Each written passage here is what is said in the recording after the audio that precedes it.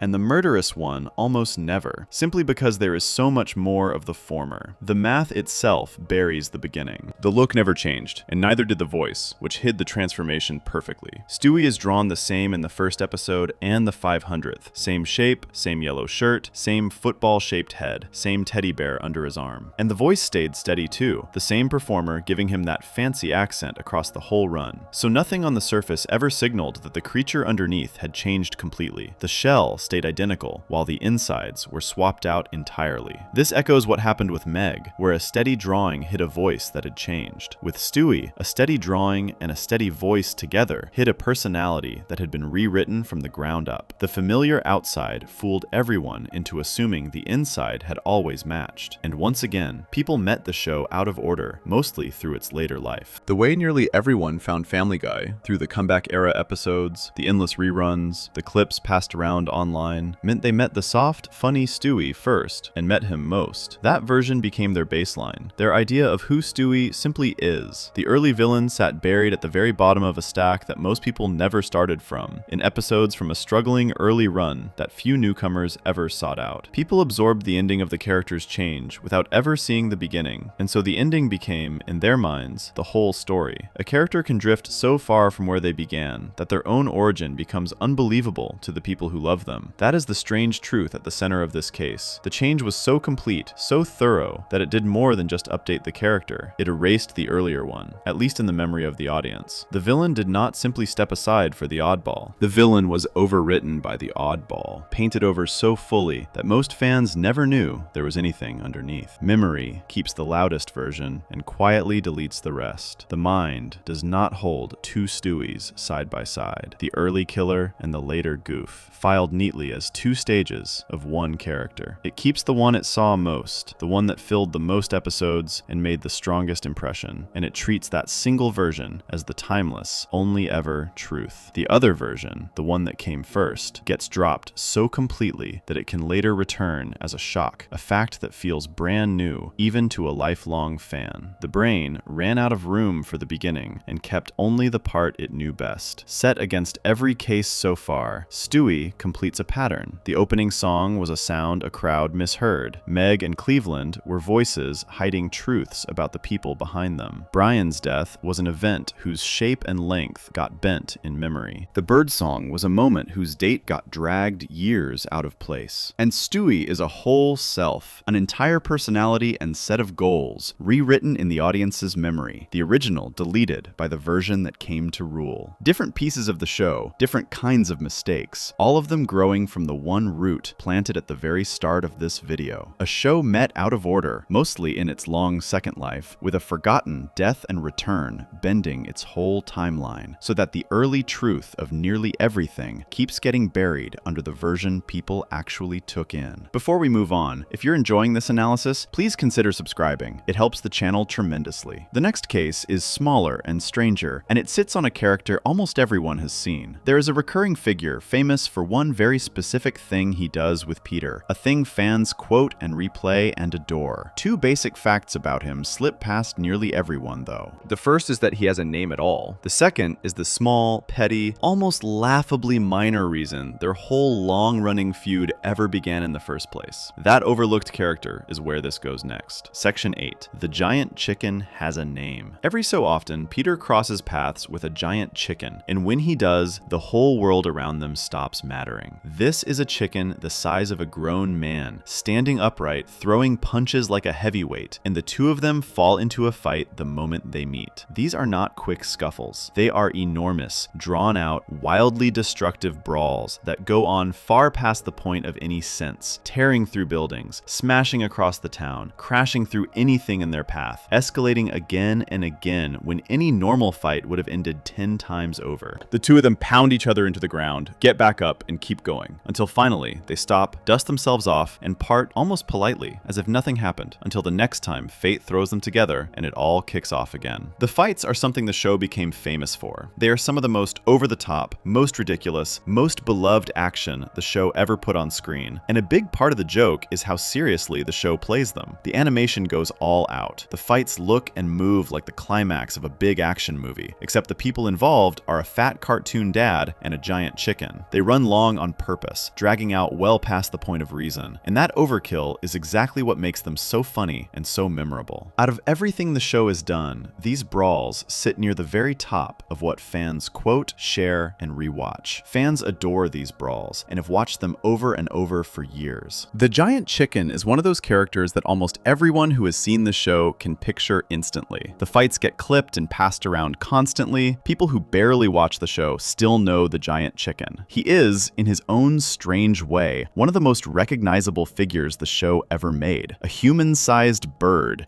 who exists mainly to beat the daylights out of Peter in fights that level whole neighborhoods. For all that fame, two simple facts about him slip right past nearly everyone. People have seen this chicken many times. They love the fights. They can describe them in detail. And yet two basic pieces of information, both sitting right there in the show, almost never stick. The chicken is famous, and the chicken is, at the same time, deeply misunderstood, known by everyone, and understood by almost no one. The first fact is that the chicken has a name. Fans have called him the giant chicken for as long as the fights have existed, treating him like a nameless force of nature, a thing that shows up to fight, rather than a person with an identity. The show, though, gave him a name from early on. He is called Ernie. He's even voiced by one of the show's own writers, a real person behind the bird, giving him lines and a personality across all those years. Ernie the giant chicken. The name has been there the whole time, attached to him in the show itself. Ask a fan what the giant chicken is called, though, and most will draw a complete blank or be genuinely surprised to learn there is any name at all. A character this famous has stayed, in most people's minds, a nobody, a chicken with no name. The second fact is the reason the fights happen in the first place, and it is the better of the two. The brawls are not random. They did not start from nothing. There is a specific reason Peter and Ernie fight, a reason the show laid out plainly in an early episode all the way back in 1999, And it is one of the smallest, pettiest reasons imaginable. The whole thing started over a coupon. Ernie once gave Peter a coupon, the kind of little slip of paper that takes some money off a purchase. The coupon turned out to be expired, no longer good, useless. And that tiny annoyance, an out-of-date coupon, set off the very first fight. From that one petty moment grew a war that has raged across the show ever since. An expired coupon. That is the seed of everything. The entire, ongoing, building-destroying, city-wrecking war between a man and a giant chicken sprang from a slip of paper that did not work at the register. The show stated this directly, early on, as the explanation for why these two cannot be in the same place without trying to kill each other. It is a perfect joke, built on the silliest possible cause for the biggest possible effect. And it has been sitting in the show, fully explained the entire time. That gap between the tiny cause and the gigantic result is the actual heart of the joke the writers built. An expired coupon is the kind of thing a normal person complains about for 2 seconds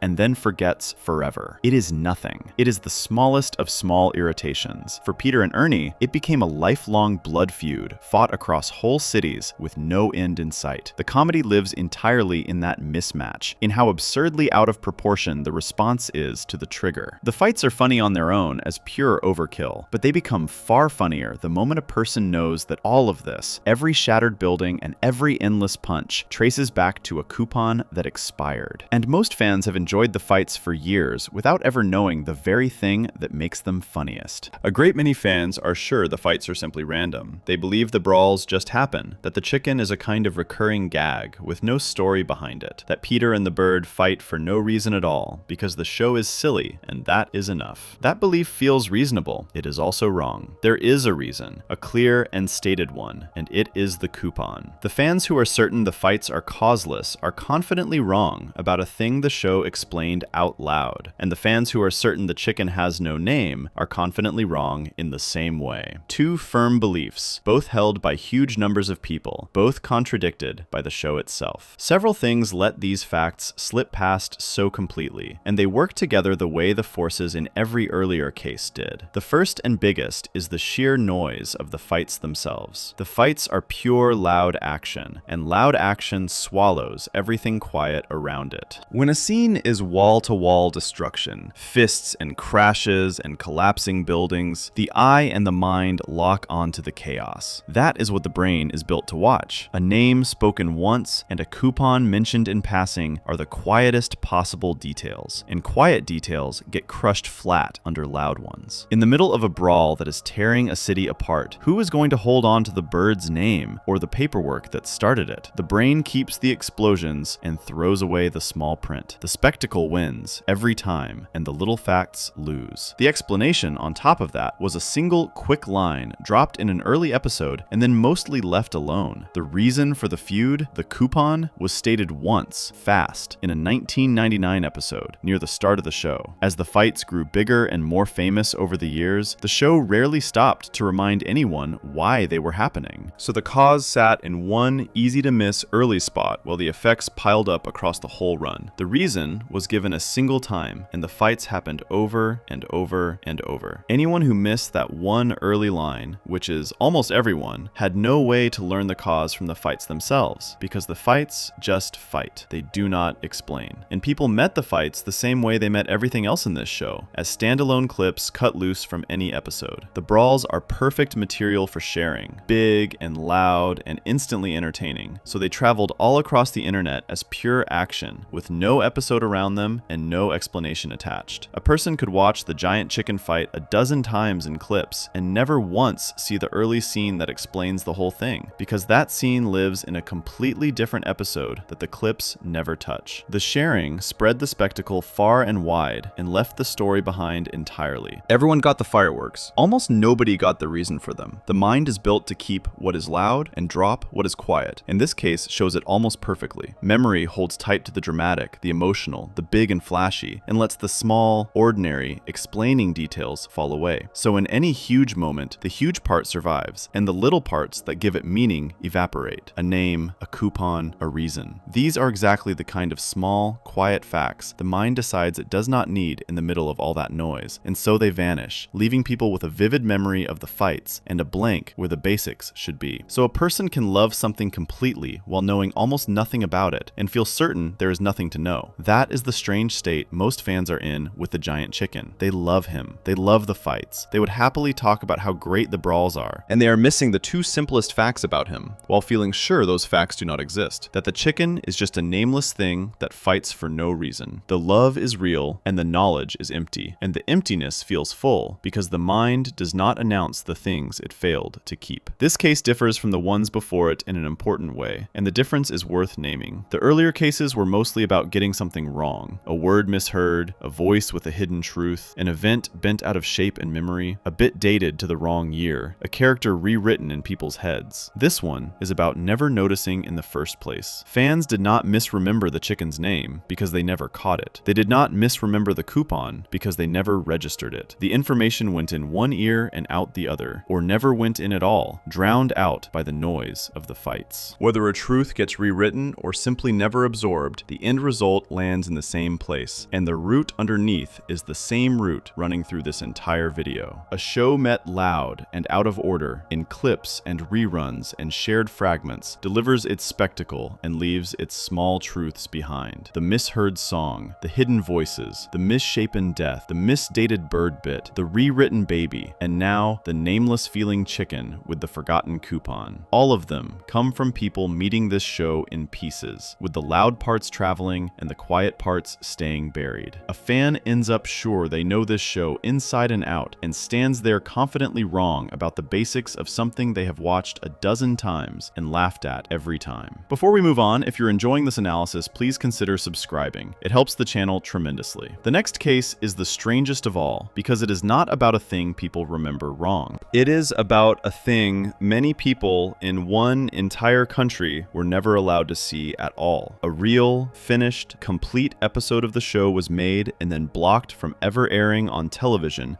in the place where most of its fans live, while people in another country across the ocean watched it on a normal evening like any other episode. Some fans are sure they saw it, others are sure it never existed. The truth sits in the strange space between those two groups. That missing episode is where this goes next. Section 9. The episode that never aired. Almost every episode a show makes ends up getting shown. That is the whole point of making it. A team spends months writing it, drawing it, recording it, and then it airs, and people watch it, and it becomes part of the show like every other episode. This case is about the rare and strange exception to that rule. A complete, finished, fully made episode of Family Guy exists, real and whole, and it was blocked from ever airing on television in the United States, the country where most of its fans live. It was made, and then it was buried, kept off the air on purpose, in the place where the most people would have watched it. This episode is called Partial Terms of Endearment, and it was built to be the closing episode of one of the show's seasons. Everything about it was done. The writing, the animation, the voices, all of it, finished and ready to air like any other episode. It sat completed, a real piece of the show, and then the door was shut on it. For a whole country of fans, an entire episode of their favorite show simply never appeared on their screens, while every other episode around it aired without trouble. The story follows Lois, the mother of the family. An old friend from her college days asks Lois for an enormous favor. The friend cannot have a baby of her own, and she asks Lois to carry one for her, to be pregnant on the couple's behalf, and then hand the baby over once it is born. Lois agrees and becomes pregnant for them. Then tragedy strikes. The friend and her husband, the two people the baby was meant for, are killed in a car accident. Lois is left carrying a baby that was never meant to be hers, with the people it belonged to suddenly gone, and she has to make a heavy decision about what to do next, whether to end the pregnancy or carry the baby to term. The subject at the center of the episode is abortion. That is the thing the whole episode circles around. Lois facing a decision about whether to end the pregnancy after the people the baby was meant for have died. Abortion is one of the most heated, most divided, most argued about subjects in the entire country. People hold deep and opposite feelings about it, and anytime it comes up in public, it tends to spark a fierce reaction from one side or another. The show, in its usual way, took this enormous and painful subject and built a whole episode around it, treating it with the same boldness it brings to everything else. And that subject, more than anything else, is what got the episode buried. The network, Fox, refused to air it. The people in charge looked at an episode built around abortion and decided they would not put it on television. So the finished episode, ready to go, was pulled from the schedule before it could ever reach American screens. The other episodes of the season aired as normal. This one was held back, set aside, kept in the dark, all because of the subject it dealt with. The decision came early, before the season had even aired. At a huge yearly gathering where fans come together and shows make their big announcements,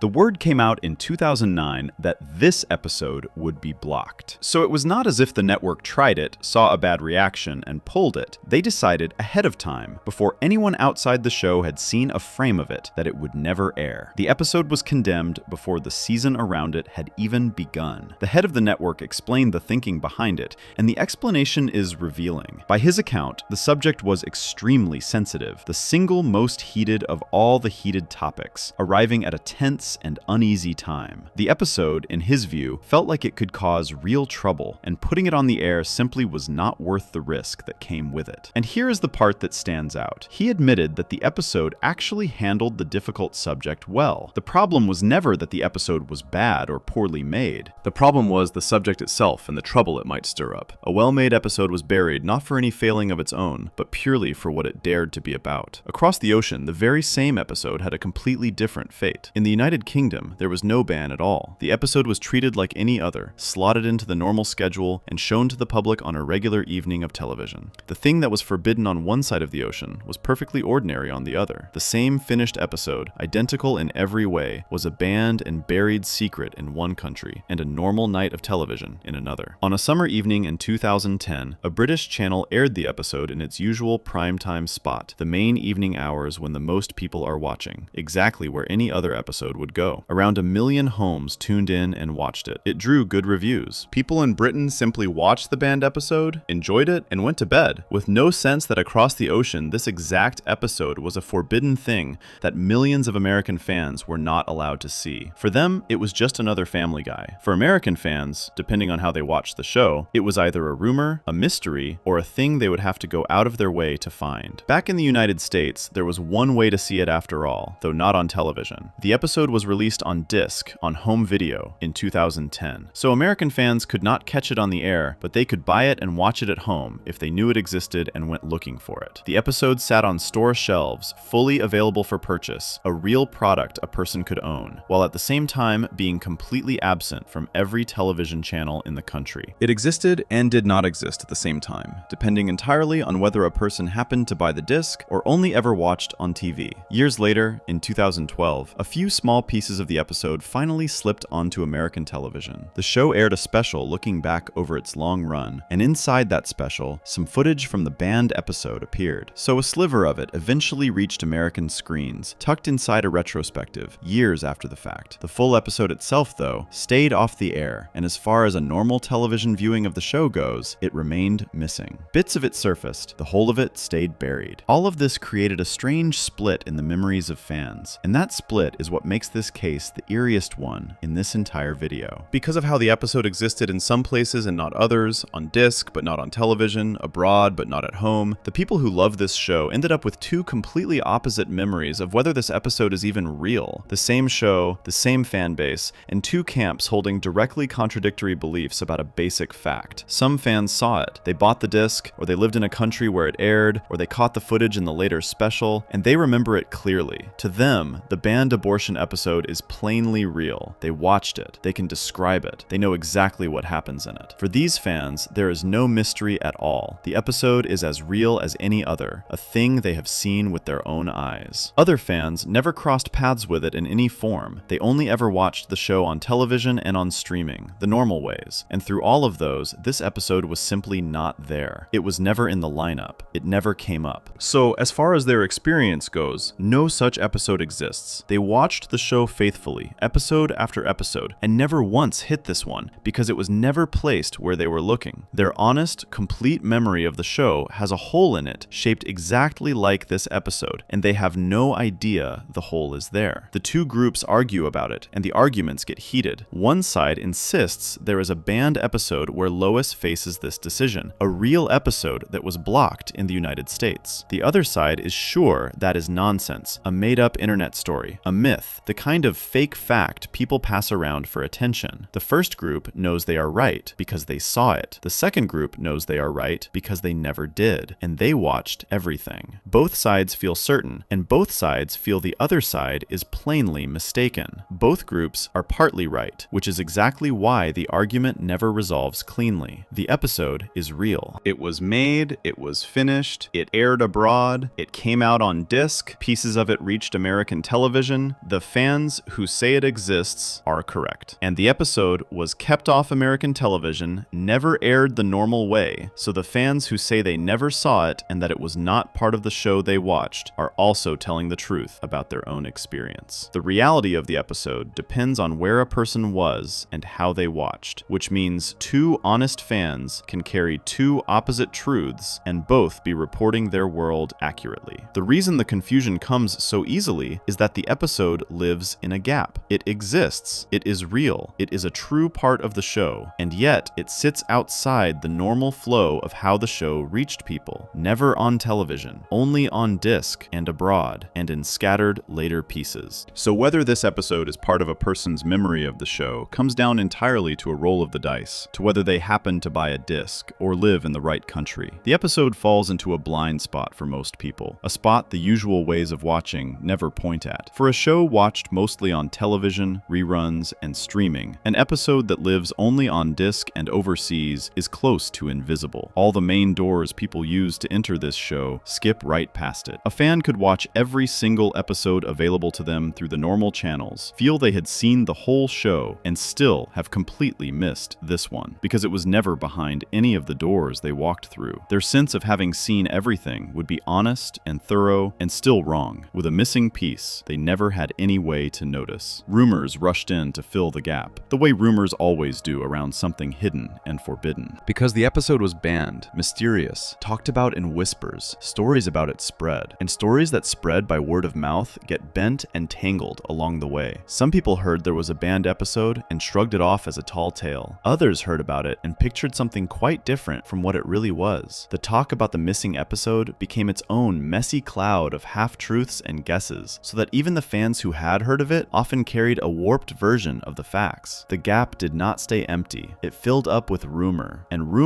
is rarely accurate. Every earlier case in this video was about a memory of something people actually did see, getting twisted in one direction or another. A word heard wrong, a voice with a hidden truth behind it, an event reshaped in time, a bit dated to the wrong era, a character rewritten in people's heads, a famous figure whose basic facts went unnoticed. In all of those, people saw the thing and then misremembered it. This case is different in a way that makes it the perfect ending to the list. Here, the problem is a hole in the memory itself. For most people, this episode was never there to misremember in the first place. There is no twisted recollection of it because there is no recollection of it at all. The memory of the show, for most fans, has a gap where this episode should sit, and the gap is silent. It does not announce itself. A person feels their memory of the show is complete, with no sense that a whole episode is missing from it. The ones who never saw it are sure it is not real, and that certainty is the deepest point in this whole video. These fans have no information about the episode, no experience of it, nothing to go on, and yet they are confident it does not exist. They feel certain about a thing they know nothing about. The mind did not say, I have no idea whether this episode is real. The mind said, I watched everything, so it must not exist. And then it defended that conclusion as firmly as any real memory. Confidence got generated out of an empty space. Confidence, it turns out, does not require having seen anything. The brain will happily feel just as sure about the absence of a thing as about the presence of one, even when it has no real basis for the judgment either way. It fills the blank with a guess, dresses the guess up as certainty, and then argues for it. So a person can be completely, honestly, forcefully sure that a banned episode is a myth, while standing on nothing but the fact that they personally never bumped into it. Their certainty feels exactly like knowledge, and it is built on a gap. The opening song split a crowd over 2 small words, and this episode splits a crowd over a whole half hour of television. Both are cases where enormous numbers of people hold firm, opposite beliefs about a thing that has a clear, knowable answer. The whole video has been climbing toward this point, case by case, and here it stands at its sharpest. A show people are sure they know, and a fan base confidently divided over the most basic question of all, whether a certain episode is even real. The division exists because the experience of this show was never the same for everyone. Different people met different versions of it in different places, in different orders, with different pieces present and different pieces missing. When the experience itself is that scattered, the memories of it can never line up, and arguments like this one become unavoidable. And this was not even the only time the network buried an episode. An earlier episode of the show was also held back from the air for a stretch, kept off television over a different sensitive subject, before it was eventually shown through another route. So the show has more than one episode with a strange, blocked, uneven history. More than one piece that failed to reach everyone the normal way. Each one of these blocked episodes adds another gap, another spot where some fans saw it and others did not. Another place where 2 people who both love this show end up holding 2 different versions of what the show even contains. The holes are not a single freak event. They are a small pattern, and every hole is a fresh chance for confident, opposite memories to form. Before we move on, if you're enjoying this analysis, please consider subscribing. It helps the channel tremendously. The next part pulls all of these threads into one place. 9 separate cases now sit on the table. 9 spots where a confident memory and the actual truth come apart. 9 different ways the same show slips sideways in the minds of the people who love it most. Underneath all 9 runs a single idea, one thread that ties the misheard song to the hidden voices, to the bent timeline, to the buried episode. And that one thread says something about this show, about how it was made and watched and remembered, and about the strange, faulty way memory itself works for everyone. What that single thread is, and what it finally reveals, is where this goes next. Section 10. The show nobody remembers. Right. 9 cases now sit on the table, gathered from every corner of the show. A song heard before every episode and still heard wrong. A girl whose voice was once someone else's. A gentle neighbor whose voice came from a person almost nobody pictured. A dog who died and came back in the space of a few weeks that everyone remembers as far longer. A silly old song dropped into the wrong decade in people's people's minds. A baby who began as a would-be killer and ended as a lovable oddball. A famous chicken with a forgotten name and a forgotten reason. And an episode that some fans swear they saw and others swear never existed. 9 separate places where what people feel sure of and what is actually true pull apart from each other. The single idea underneath all 9 is simple, and now that the evidence has piled up, it can be stated plainly. People are completely confident they remember this show, and they are wrong about almost all of it. Not wrong about a stray detail here and there, but wrong in a deep and steady way, across the song, the voices, the timeline, the characters, even the question of which episodes are real. A whole audience walks around certain it knows Family Guy, and that certainty sits on top of a memory that has been quietly rewritten in a dozen different ways. Almost nobody met this show the way it actually happened, and that single fact explains everything else. The errors are not random. They are not a sign that fans are careless or foolish. They all flow from one source, the strange, broken way this particular show reached the people who love it. Trace any of the 9 cases back far enough, and the same root is waiting there at the bottom. It begins with the death and the comeback, the very first thing covered in this video, because that is where the timeline first got bent. The show launched huge after the Super Bowl, then collapsed, then was canceled, brought back and canceled again, dead and buried by the early 2000s. Then it clawed its way out of the grave through late-night reruns and stacks of DVDs, returning years later to a second life far longer than its first. That history alone is enough to scramble anyone's sense of the show, because the seasons did not roll out in a tidy line. They came in 2 chunks, with a long death in the middle, and the second chunk dwarfs the first. A show that died and returned cannot be remembered cleanly, because the people who love it mostly arrived during its second life. They did not watch it week by week as it first aired. They found it later in the reruns, playing at 1 in the morning in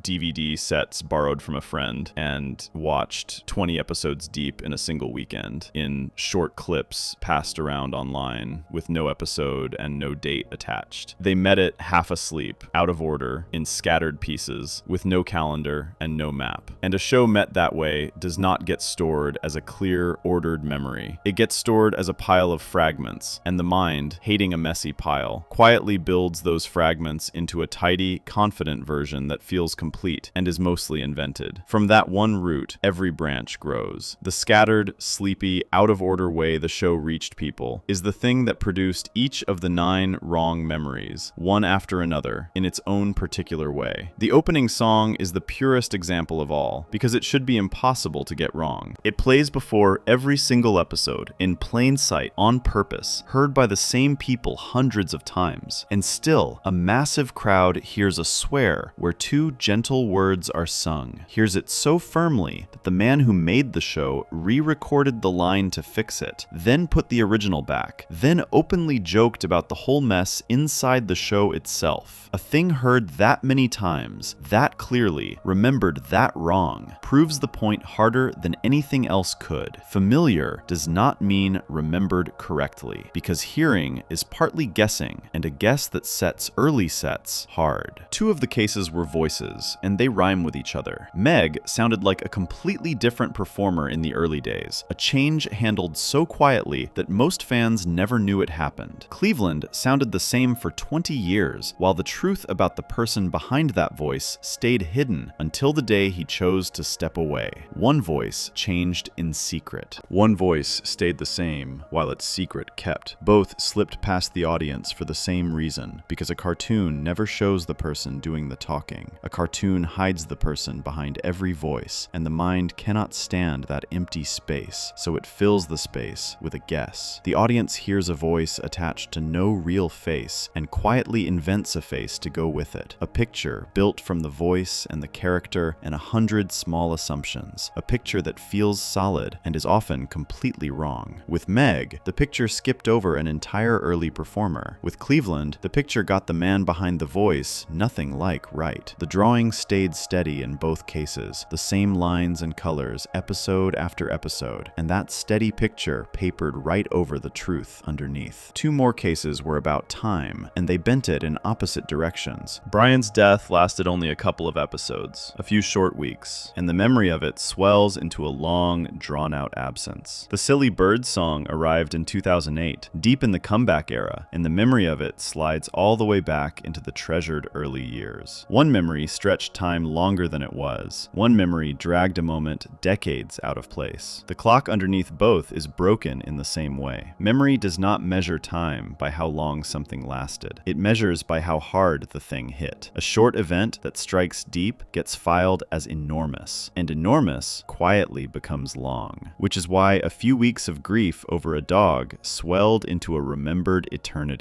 A moment that simply feels old gets filed as old, which is why a bit built on an ancient song and classic Peter silliness got remembered as early, even though the show was already on its second life when it aired. The feeling writes the memory, and the feeling gets the time wrong almost every time. One case was a whole character rewritten from the inside out. Stewie began as a genuinely dark creature, a baby bent on killing his own mother and ruling the world, and over the seasons, he melted into the harmless, funny, gadget-building oddball everyone knows now. The change was so complete that the original got erased, painted over so fully that fans who only know the cuddly version often refuse to believe the villain ever existed. The look never changed, the voice never changed, so nothing on the surface warned anyone that the creature underneath had been completely swapped out, and the mind, keeping only the version it saw most, deleted the beginning entirely. One case was a thing nobody noticed in the first place. The giant chicken, beloved and famous for his enormous fights with Peter, has a name almost no one knows and a reason for the fights almost no one ever caught. A petty squabble over an expired coupon, stated once in an early episode and then buried under years of spectacle. The fights are loud, and loud things swallow quiet things, so the name and the coupon evaporated while the brawls lived on. People did not misremember those facts. They never registered them at all, and they feel sure there is nothing to know. And the last case was a hole in the memory itself, the strangest of all. A real, finished episode, blocked from American television, aired abroad, sold on disc, leaving the fan base split clean in two. One group saw it and knows it is real. The other group never crossed paths with it and is certain it is a myth. Both feel sure, and the certainty of the group that never saw it is the deepest lesson in the entire video, because that certainty rests on nothing at all. The mind generated confidence out of an empty space, deciding a thing did not exist simply because one person never bumped into it, then defending that conclusion as firmly as any real memory. Lined up together, the 9 cases stop looking like a list of odd facts and start looking like a single argument with one conclusion. A misheard song, 2 hidden voices, 2 bent timelines, a rewritten character, a pair of unnoticed details, a buried episode that splits the fan base. Every one of them is the same thing wearing a different mask, the same broken machinery producing a different kind of error, all of it growing from a show that died, came back, and reached its fans in scattered, dateless, half-watched pieces. Each case made the next one easier to believe. Once it becomes clear that a crowd can mishear a song played before every episode, the idea that a voice could change unnoticed stops sounding far-fetched. Once a voice can hide its truth for 20 years, a bent timeline seems almost ordinary. Once time itself proves this slippery, a whole character being rewritten in memory feels natural, and unnoticed details feel inevitable, and a split over whether an episode is even real feels like the obvious end of the road. The argument did not just pile up examples, it built, each case widening what the next one could explain, until the final case could land the hardest blow, that people will feel certain, even about a thing they have never seen. None of this is really about a cartoon, though, and that is the part worth carrying away. The show is only a clear window onto something much larger, something true of every person who has ever loved anything enough to watch it 100 times. The faulty machinery on display here is not special to Family Guy fans. It is the standard equipment every human mind comes with, running the same way for everyone on everything. The mind is not a recorder that plays back exactly what went in. That single misunderstanding sits behind almost every false memory there is. People imagine their memory works like a tape, capturing events faithfully and storing them safe for later. It does nothing of the sort. It keeps a rough impression, a gist, a feeling, and throws most of the rest away, then rebuilds the missing parts fresh every time a memory is called up, guessing at the gaps, using whatever feels right. It keeps the feeling and discards the facts, over and over, with no warning that it is doing so. The rebuilt memory does not arrive labeled as a reconstruction. It arrives feeling exactly like a clear, trustworthy recollection, solid and certain, even though it was stitched together moments ago out of fragments and guesses. That is why the fans in these cases feel so sure. Their confidence is real. The thing underneath the confidence was assembled by a mind doing its ordinary, careless, confident work. So everyone walks around certain about details that are quietly wrong, and almost no one ever finds out. The misheard lyric, the misdated memory, the rewritten character, the gap filled with a confident guess. These are not strange failures unique to one show. They are happening constantly in every mind about songs and movies and childhoods and the small moments of ordinary life. The only reason these particular errors got caught is that someone went back and checked them against the truth. Almost no one ever checks, so almost every false memory simply lives on, undisturbed, for a lifetime, feeling like fact. Family Guy simply makes the cracks easy to see. A show watched this casually by this many people in this scattered and dateless and half asleep away, with a hidden death and comeback bending its whole timeline, is close to a perfect test case for how human memory fails. The same mistakes happen with everything, but they usually hide. Here, because so many people watched the same show in the same broken way and arrived at the same wrong memories together, the errors became visible, comparable, provable. The show turned a private, invisible glitch into a public, shared one. And that is what made all of this possible to find. There is something humbling in seeing it laid out this plainly. A person can be completely sure, ready to argue, willing to bet money and be wrong about a song they have heard 1,000 times, or a character they have loved for years. The certainty offers no protection at all. Feeling sure and being right turn out to be two entirely separate things, and the gap between them is wide enough to swallow a fan base whole. The errors are not a sign of foolishness, though, and this is the gentlest and most important part. They are a sign of love. A person does not misremember a show they watched once and forgot. They misremember the shows that wrapped all the way around their life, the ones playing in the background of countless ordinary evenings, the ones so familiar that they stopped being watched closely and started being simply lived alongside. The mistakes are a mark of how deep the show sank in, not how little attention it got. A show watched that casually becomes furniture in the mind, and furniture stops being looked at. The things people see every single day are the things they end up seeing least clearly, because the eye glides over the familiar without really stopping. The opening song, the family voices, the recurring characters, all of it became so woven into the everyday that the mind quit examining it and just let it play. The misremembering grew in exactly the places the show was most beloved and most present, which is its own strange kind of tribute. And so the show plays on, the way it always has, in living rooms and on phones and on late-night reruns, half-watched by people drifting towards sleep, while the quiet machinery in every one of their minds does its patient, confident, careless rebuilding. The song reaches its final two words. A voice that once belonged to someone else speaks again. A chicken nobody can name swings at Peter. An episode that some swear by and others deny sits somewhere on a shelf, real and unreal at once. None of it lands in memory quite the way it lands on the screen, and almost no one will ever know the difference. If a show watched 1,000 times can be remembered this wrong by this many people, then every other memory rests on the very same machinery. The favorite songs, the old movies, the faces and rooms and moments of a person's own past. All of it rebuilt fresh each time it is recalled. All of it felt as solid fact. None of it ever checked against the truth. The show was only the window. What waits on the other side of the glass is every memory anyone has ever trusted, sitting quietly in the dark, feeling certain, and never once being asked to prove it. If you enjoyed this video essay, make sure to subscribe. Thanks for watching, and I'll see you in the next one.